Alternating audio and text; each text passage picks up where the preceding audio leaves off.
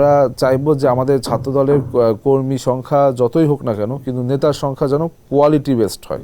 আমার পরিকল্পনা দেখুন যে আমরা ছাত্রদলের সহযোগী সংগঠন বিএনপি বা বিএনপি সহযোগী সংগঠন ছাত্রদল, বিএনপি যেহেতু এখন রাষ্ট্রীয় দায়িত্বে আছে, সুতরাং এই যে রাষ্ট্রীয় দায়িত্বে বিএনপি আছে, শুধু আমরা ছাত্র সংগঠন হিসেবে ছাত্রদলের নেতাকর্মীরা যারা বিভিন্নভাবে রাষ্ট্র গঠনে বিভিন্ন সহায়ক ভূমিকা পালন করতে সক্ষম বা বিভিন্ন পলিসি দিতে সক্ষম বা বিভিন্নভাবে তাদের প্রফিসিয়েন্সি বা ইফিসিয়েন্সি আছে, তাদেরকে সামনে তুলে আনা।